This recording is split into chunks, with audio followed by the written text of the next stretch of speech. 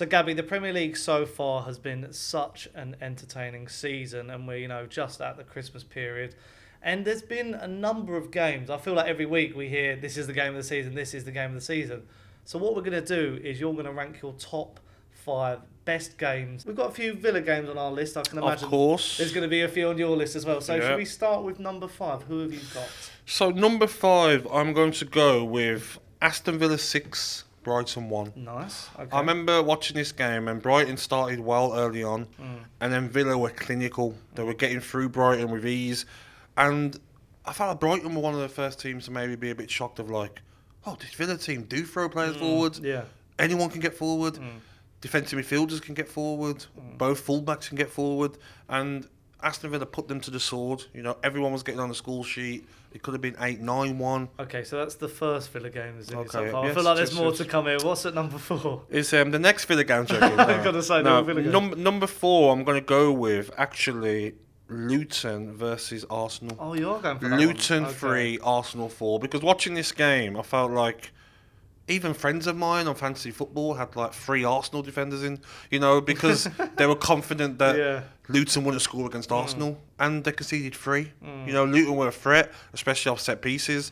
They tried to get against Arsenal, and they showed that Kenilworth Road is going to be a bit of a fortress. It's not going to be easy. No one's going there and winning 6-7-0. So I think your first 2 are like up there. I think they're quite good. But who have you got number 3?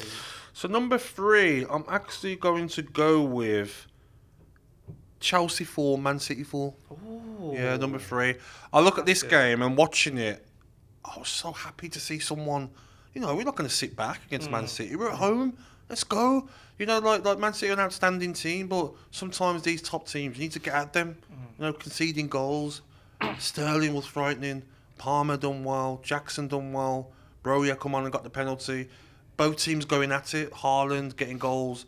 And that's what you want to see. You want to see like teams having a go against Man City, not Man City walking the league and beating everyone comfortably. And what's good about it as well is that you're not going to see now a team be invincible. You're not going to see like that happen again. The Premier League's too tough. I don't think it will, because the Premier League's so tough. You've seen it already this season. Anyone can lose.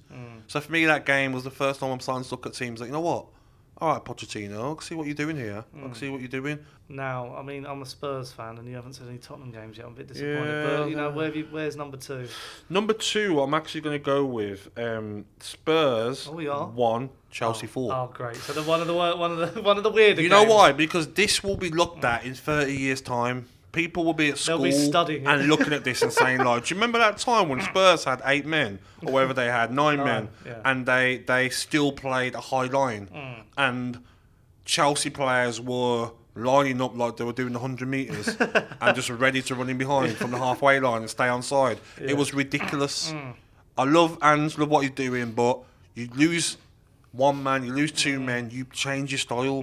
You sit back and you have no strikers, you have like 3 midfield or whatever, you're 4 at the back, do you know what I mean, and 1 in the hole, but you don't just go and play the same tactic. So what is now Gabby Agbonlahor's game of the season so far? So the game of the season for me, a bit of bias maybe, but I'm going to go with Aston Villa 1, Manchester City 0. Okay. Because the reasons why, it's not about goals and how many goals were scored.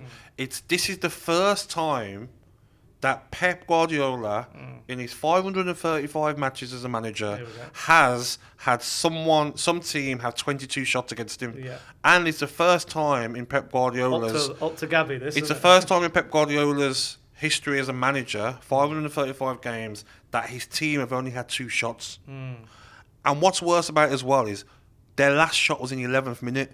Their only 2 shots are in the same move when Martinez made 2 saves. That was an for amazing Aston Villa. Save For Aston Villa to do that to Manchester City shows, even if you didn't watch the game, you look at them stats, you're going to say, wow, must have been one-sided. It's probably the most one-sided game I've ever watched at Villa Park. Really?